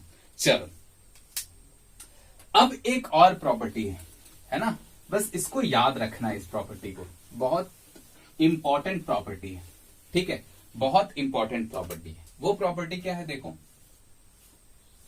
कि अगर हमारे पास कोई भी एक आर्बिट्री शेप का कंडक्टर हो, ठीक है, कोई भी एक आर्बिट्री शेप का कंडक्टर हो, ऐसे,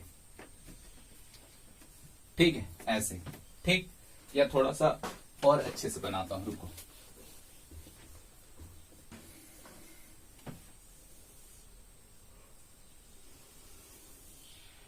ठीक है, ऐसा है ना, हमारे पास ऐसा एक कंडक्टर है, ठीक, इस पे हमने चार्ज दिया, ठीक है, इस पे हमने चार्ज दिया।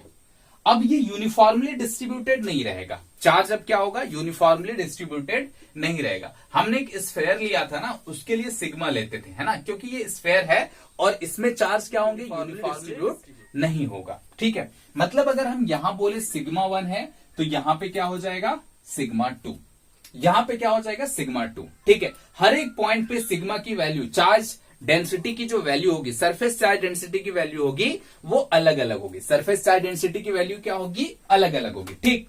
अच्छा भैया, ठीक है, अलग अलग है, तो देखो तब क्या होगा, प्रॉपर्टी कहती है कि sigma 2 is always greater than sigma 1, sigma 2 is always greater than sigma 1। अब ये सिग्मा 2 क्या है, देखो यहां पे, ठीक है, यहां पे ज्यादा कर्व है ना, ठीक है, यहां पे ज्यादा कर्व है, यानी मतलब यहां से अगर हम एक ऐसे गोला बनाए, इसको आर रेडियस मान के, अगर हमको इसका रेडियस चाहिए, ठीक है, रेडियस ऑफ कर्वेचर, इसको हम R2 बोल देते हैं, ठीक है, और यहां पे अगर हम आर देखें, ठीक है, ऐसे एक हमारा गोला बनेगा जिसको हम R1 बोलते हैं, ठीक है। तो प्रॉपर्टी क्या बोलती है कि चार्ज वहां पे ज्यादा रहेगा, चार्ज वहां पे ज्यादा रहेगा जहां पे रेडियस ऑफ कर्वेचर कम हो, जहां पे रेडियस ऑफ कर्वेचर कम हो, चार्ज वहां पे ज्यादा रहेगा जहां पे रेडियस ऑफ कर्वेचर क्या हो, कम हो। बात समझ में आ रहा है, सिंपल, ये प्रॉपर्टी होता है, ठीक है। इसका एक प्रैक्टिकल एग्जांपल ऐसे देख सकते हो,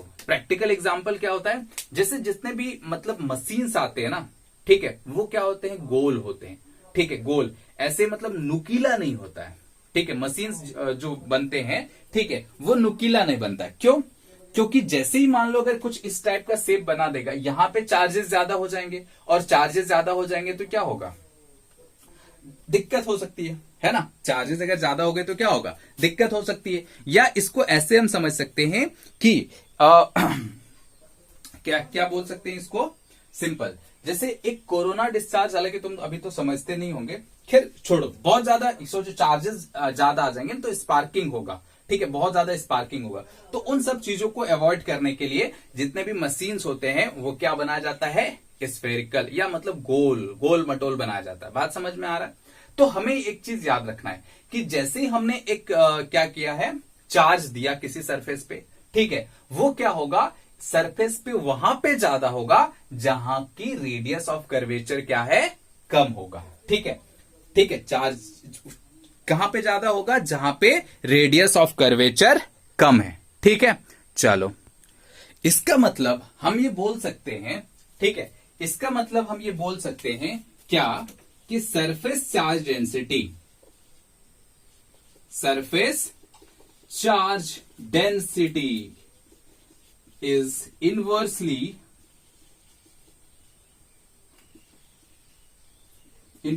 प्रोपोर्शनल टू, ठीक है, इनवर्सली प्रोपोर्शनल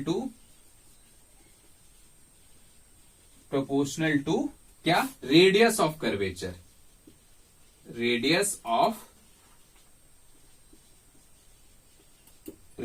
कर्वेचर, ठीक है।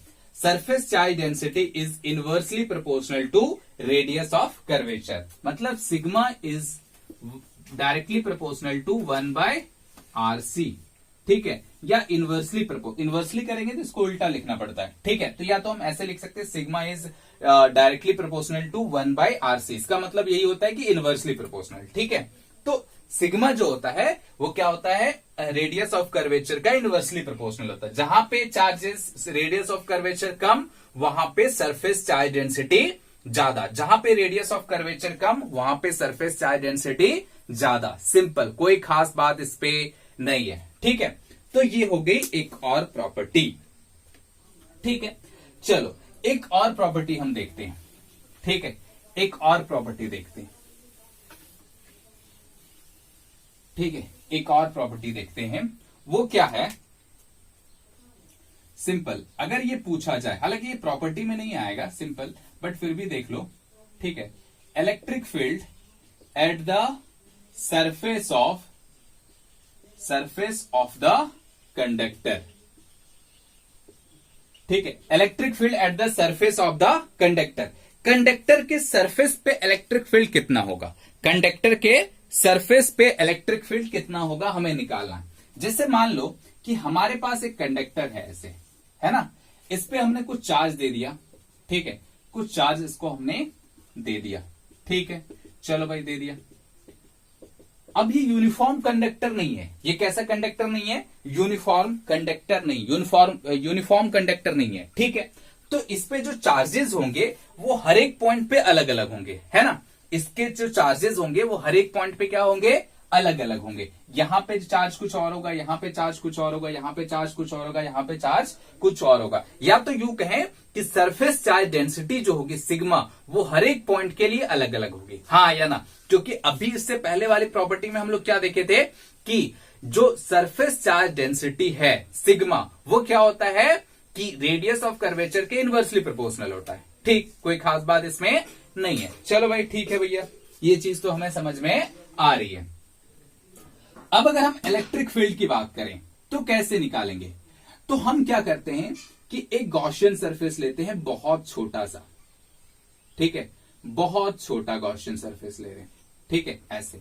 इसका मतलब क्या हुआ? ये जो गॉसियन सरफेस है, इसका मतलब क्या हुआ? ये जो हाइट है ना, ये वाली, ये बहुत छोटी है, मतलब just outside the conductor, just outside the conductor. ठीक है, ये क्या है? Just outside the conductor. तो सोचो कि कंडक्टर क्या होता है? इक्विपोटेंशियल सरफेस होता है, और जस्ट आउटसाइड द कंडक्टर क्या है कि इलेक्ट्रिक फील्ड हमारा इस डायरेक्शन में होगा। हाँ या ना? इलेक्ट्रिक फील्ड हमारा इस डायरेक्शन होगा, और इसकी एरिया जो है वो डी है, डी ए है। क्या है? D A. बहुत छोटी एरिया है। क्या है? बहुत छोटी एरिया। छोटी एरिया क्यों लिया? क्योंकि अगर हम छोटा नहीं लेंगे एरिया तो क्या होगा? सिग्मा वेरी करेगा। हाँ या ना? क्या होगा? सिग्मा वेरी करेगा। बात समझ में आ रहा है? सिग्मा क्या होगा? वेरी करेगा। तो सिग्मा वेरी करेगा। ठीक है, तो हमने एरिया को इतना छोटा लिया है कि हमारा सिग्मा वेरी ना हो। ठीक है, मतलब यहां पे जो सिग्मा है उसकी वैल्यू हमने मान लो चार्ज डेंसिटी की वैल्यू कितना माना हुआ है? सिग्मा। ठीक है, तो इस एरिया वेक्टर का डायरेक्शन किधर होगा? डी ए का भी डायरेक्शन इधर होगा। ठीक, इधर इनसाइड जो क्या है, inside the conductor electric field की वैल्यू कितनी होगी? 0। Inside the conductor electric field की वैल्यू कितनी होगी? 0। और सोचो इस कर्व्ड सरफेस के लिए एरिया वेक्टर का डायरेक्शन इधर होगा। ठीक, एरिया वेक्टर का डायरेक्शन इधर होगा, लेकिन यहां पे इलेक्ट्रिक फील्ड तो इधर ही होगी। हाँ या ना? इस कर्व्ड सरफेस के लिए एरिया वेक्टर का डायरेक्शन इधर है और इलेक्ट्रिक फील्ड ऊपर है। ठीक, कोई खास बात इसमें नहीं है। यानी एंगल कितना हो गया? 90 डिग्री। एंगल 90 हो गया तो फ्लक्स कितना हो जाएगा? 0। फ्लक्स कितना हो जाएगा? 0। और इस सरफेस के लिए अगर बात करो, इस सरफेस से बात करो, तो इस सरफेस के लिए इलेक्ट्रिक फील्ड है ही नहीं। क्यों नहीं है? क्योंकि inside the conductor electric field कितना होता है? 0। Inside the conductor electric field कितना होता है? 0। बात समझ में आ रही है? सिंपल, कोई खास बात इसमें नहीं है। तो इसका मतलब क्या हो गया कि इधर भी फ्लक्स हमें क्या मिलेगा? 0। अब हमें जो फ्लक्स मिलेगा इस सिलेंडर से वो सिर्फ और सिर्फ आउटवर्ड डायरेक्शन में मिलेगा। किधर मिलेगा? सिर्फ और सिर्फ आउटवर्ड डायरेक्शन में मिलेगा। ठीक है, तो हम लिख सकते हैं using Gauss's law. Gauss's law. ठीक है, यूजिंग गॉसेस लॉ। तो क्या गॉस लॉ का यूज क्या करेंगे?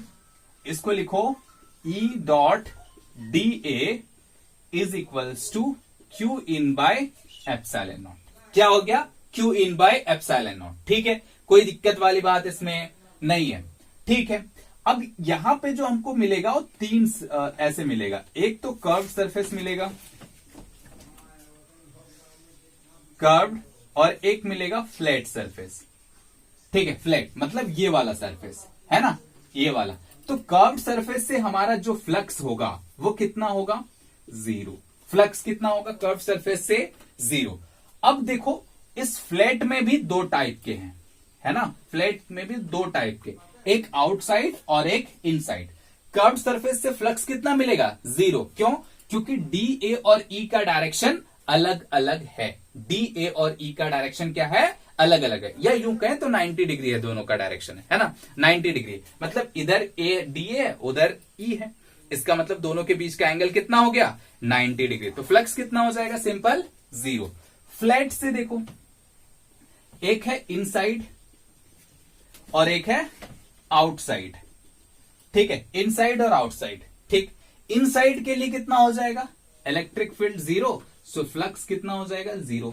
आउटसाइड के लिए सिर्फ हमें मिलेगा, किसके लिए मिलेगा, आउटसाइड के लिए मिलेगा। तो यहां आउटसाइड के लिए कितना मिलेगा, ई डी ए, ई डी ए, ठीक है, इज ये मिलेगा। ठीक है, तो अब क्या लिख सकते हैं हम कि इसको अब डायरेक्ट ऐसे लिख सकते हैं, ई, ठीक है, और यहां पे जो हमने इंटीग्रेशन का साइन लिया है, तो डी ए जो हमने एरिया लिया उसको इंटीग्रेट भी कर लो तो कितना ही होना है, डी ए ही होगा। ठीक है, तो क्या लिख सकते हैं, E D A cos 0 degree is equals to, Q इनकी वैल्यू कितनी होगी, sigma into A by epsilon naught. Q इनकी वैल्यू कितनी हो जाएगी, sigma into A by epsilon not.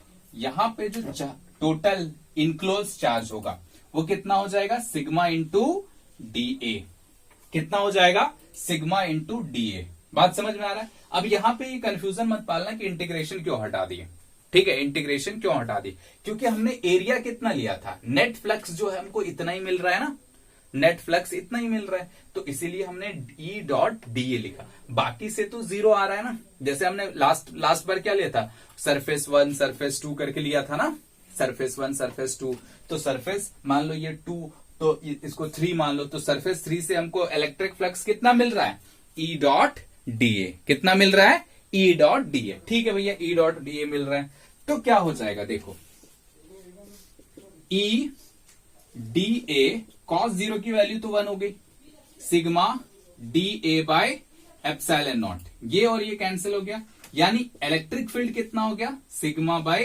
Epsilon not. Electric field की वैल्यू कितनी हो गई, sigma by epsilon not. Sigma क्या है यहां पे, इसको बोला जाता है लोकल चार्ज डेंसिटी। इसको क्या बोला जाता है, लोकल चार्ज डेंसिटी। ठीक है, लोकल का मतलब लोकल नहीं है, लोकल का मतलब क्या होता है, इस पॉइंट पे जो सिग्मा है, इस पॉइंट पे जो सिग्मा है, ठीक है, उसको बोला जाता है लोकल चार्ज डेंसिटी। बात समझ में आ रहा है, कोई खास बात इसमें नहीं है। ठीक है, चलो बहुत बढ़िया, मिटा दो इसे, आई बात समझ में। ठीक है, चलो अब जैसे देखो एक सवाल छोटा सा बताता हूं। ठीक है, जैसे मान लो ऐसा हमारे पास एक कोई सरफेस है, ठीक है, यहां पे चार्ज डेंसिटी है सिग्मा 1, यहां पे है सिग्मा 2, ठीक है, यहां पे है सिग्मा 3। ठीक है, तो तुमसे अगर इस पॉइंट पे इलेक्ट्रिक फील्ड पूछा गया यहां पे, तो E1 कितना हो जाएगा, सिग्मा 1 बाय एप्सिलॉन नॉट। यहां पे पूछा गया तो सिग्मा 2 बाय एप्सिलॉन नॉट, यहां पे पूछा गया तो सिग्मा 3 बाय एप्सिलॉन नॉट। ठीक है, मतलब इलेक्ट्रिक फील्ड जो होगी वो क्या होगी, सिंपल, जो लोकल चार्ज डेंसिटी है, जो लोकल चार्ज डेंसिटी है, दिस बाय एप्सिलॉन नॉट। बात समझ में आ रही है, सिंपल, कोई खास बात इसमें नहीं है। ठीक है ना, चलो ठीक। अच्छा, एक छोटी सी प्रॉपर्टी और है, ठीक है, एक छोटी सी प्रॉपर्टी और है, उसको बोला जाता है इलेक्ट्रोस्टैटिक शिल्डिंग। उसको क्या बोला जाता है, इलेक्ट्रोस्टैटिक शिल्डिंग। और ये तुम्हें आता है, सिंपल, ये तुम्हें आता है। जैसे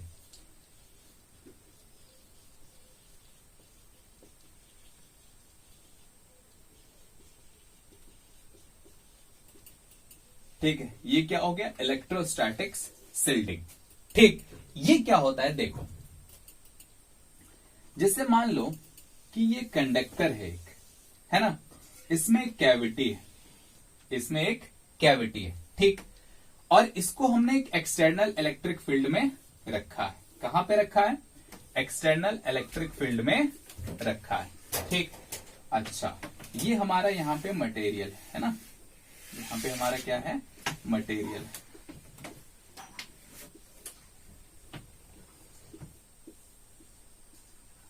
ठीक, मटेरियल। और ये क्या है हमारा? ये क्या है? कैविटी, ठीक। अच्छा, अब सोचो कि यहां पे इनसाइड कितना होता है इलेक्ट्रिक फील्ड? 0। इसके अंदर कोई भी चार्ज नहीं रह सकता, इसके अंदर कोई भी चार्ज मतलब क्या बोल सकते हैं कि कोई भी चार्ज नहीं रहेगा, क्योंकि अभी हमने निकाला था ना गॉस लॉ यूज करके, तो नहीं रहेगा। यानी अगर यहां पे एक चार्ज रख दें Q, सिंपल सोचो, कैविटी पे एक चार्ज हम रख दें Q, तो इस एक्सटर्नल इलेक्ट्रिक फील्ड की वजह से इस पे कोई फोर्स नहीं लग रहा है, कोई फोर्स नहीं लग रहा है। क्यों? क्यों नहीं लग रहा है? सोचो कि इस एक्सटर्नल फील्ड के कारण अगर हम इलेक्ट्रिक फील्ड लाइंस ड्रॉ करेंगे तो यहां पे इलेक्ट्रिक फील्ड लाइंस होंगे ही नहीं। क्यों? क्योंकि यहां पे इलेक्ट्रिक फील्ड 0 है, तो अंदर तो कुछ होना ही नहीं। बात समझ में आ रही है? अंदर कोई भी चार्ज ही नहीं रहेगा, और चार्ज ही नहीं रहेगा तो इलेक्ट्रिक फील्ड हम ड्रॉ ही नहीं कर सकते, है ना। चार्ज ही नहीं है तो इलेक्ट्रिक फील्ड हम ड्रॉ ही नहीं कर सकते हैं, ठीक है। कोई दिक्कत वाली बात इसमें नहीं है। तो यहां पे इलेक्ट्रिक फील्ड नहीं होगी, यानी इलेक्ट्रिक फील्ड कितनी हो गई? 0 inside the cavity. Electric field कितनी हो गई? 0 इनसाइड द कैविटी। इसका मतलब क्या हो गया कि अगर मान लो कि यहां पे कोई एक चार्ज है, मान लेते हैं एक्सटर्नल चार्ज यहां पे कुछ है, तो इसकी वजह से यहां पे जो फोर्स होगा वो 0 होगा। ये इसकी एक्सटर्नल इलेक्ट्रिक फील्ड की वजह से जो फोर्स होगा वो क्या होगा? 0 होगा, ठीक। अच्छा, इसका यूज क्या होता है? जैसे तुम्हें ये पता है, बहुत सारी चीज तुम देखना कभी ये रहता है कि बहुत सारे जो इलेक्ट्रिकल इंस्ट्रूमेंट होते हैं ना, वो एक्सटर्नल इलेक्ट्रिक फील्ड और मैग्नेटिक फील्ड से बहुत डिफ्लेक्ट होता है, ठीक है। एक्सटर्नल इलेक्ट्रिक फील्ड और मैग्नेटिक फील्ड से बहुत डिफ्लेक्ट होता है। बात समझ में आ रहा है? मतलब सोचो कि तुम्हारे पास एक इंस्ट्रूमेंट है, क्या है वो? इलेक्ट्रिक सेंसिटिव है, ठीक है, इलेक्ट्रिकल सेंसिटिव है। उसे तुम अगर एक्सटर्नल इलेक्ट्रिक फील्ड में रख दो तो फिर क्या हो जाएगा? उसका जो रीडिंग होगा वो चेंज हो जाएगा, ठीक है। उसका जो रीडिंग होगा वो क्या होगा? चेंज हो जाएगा। मतलब वो इफेक्ट डालता है। एक्सटर्नल इलेक्ट्रिक फील्ड क्या होता है? जितने भी इलेक्ट्रिकल अप्लायंसेज हैं उनपे क्या करता है? इफेक्ट डालता है। बात समझ में आता है? तो अगर हमें प्योर रीडिंग चाहिए, अगर हमें प्योर रीडिंग चाहिए तो क्या करना पड़ता है? उसे एक्सटर्नल इलेक्ट्रिक फील्ड से बचा के रखना पड़ता है। उसे एक्सटर्नल इलेक्ट्रिक फील्ड से क्या करना पड़ता है? बचा के रखना पड़ता है। तो हम बचाएंगे कैसे? इसको एक कैविटी, एक कंडक्टर ले लो, उसके कैविटी में रख दो, ठीक है। और कैविटी में रखोगे तो क्या होगा? उस पे नेट फोर्स 0। बाहरी इलेक्ट्रिक फील्ड के कारण उस पे नेट फोर्स कितना हुआ? 0। सिंपल, कोई खास बात इसमें नहीं है, ठीक है। तो इसी चीज को बोला जाता है इलेक्ट्रोस्टैटिक्स शिल्डिंग, ठीक है। इसको क्या बोला जाता है? Electrostatics shielding. इसका एक बहुत अच्छा एग्जाम्पल अभी तुम देख सकते हो। जैसे मान लो ऐसे सवाल पूछा जाता है कि एक आदमी, ठीक है, कार के अंदर बंद है। एक आदमी क्या है? कार के अंदर बंद है, ठीक है। और उसके जस्ट ऊपर लाइटिंग होती है, ठीक है, लाइटिंग गिरती है, मतलब वज्र गिर गया उसके ऊपर, ऐसा बोल सकते हैं, ठीक। तो क्या वो आदमी मरेगा? ठीक है, क्या वो आदमी मरेगा? तो सवाल है नहीं, मतलब जवाब है नहीं मरेगा, ठीक है। जवाब क्या है? नहीं मरेगा। बोलो क्यों? क्योंकि कार जो है वो एक कंडक्टिंग सेल है, ठीक है। कंडक्टिंग सेल है मतलब एक हॉलो स्फीयर है, सिंपल। या मतलब कार को हॉलो स्फीयर नहीं बना सकते ना। मान लेते हैं कि क्या एक मेटेलिक प्लेट है, पूरा उससे ढका हुआ है वो, ठीक। तो इनसाइड क्या होगा? इनसाइड इलेक्ट्रिक फील्ड कितनी हो जाएगी? 0। तो बाहर से कितना भी इलेक्ट्रिक फील्ड लगा लो, यहां पे जो भी मान लो जो भी चार्जेस हैं उस पे तो फोर्स तो 0 ही लगने वाला है। इस चार्ज पे फोर्स तो 0 ही लगने वाला है, ठीक। क्यों? क्योंकि इलेक्ट्रिक फील्ड क्या है? 0। इलेक्ट्रिक फील्ड क्या है? 0। तो फोर्स कितना हो जाएगा? 0। यानी उस आदमी पे वो जो वज्र गिरा उसका कोई इफेक्ट नहीं होगा। बात समझ में आ रही है? ठीक है। तो इसी को बोला जाता है इलेक्ट्रोस्टैटिक शिल्डिंग। इसको क्या बोला जाता है? Electrostatic shielding. अब इसको लिख लो थोड़ा, है ना। इसको लिख लो। क्या लिखेंगे? देखो,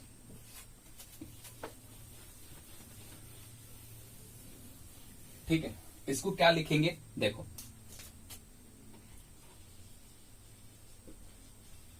whatever be the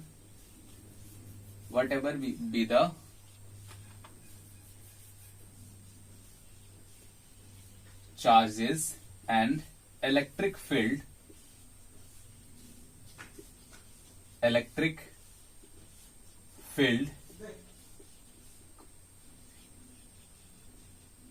configuration outside, ठीक है, whatever be the charges and electric field configuration outside any cavity in a conductor remains shielded, ठीक है, remains shielded from outside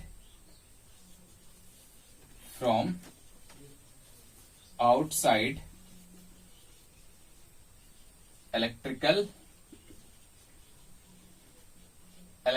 influence, that is, ऐसे लिख सकते हैं, electric field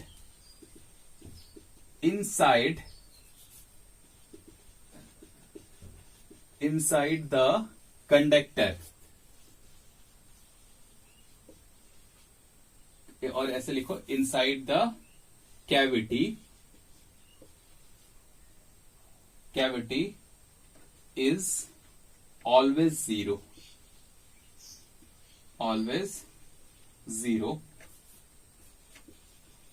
This is called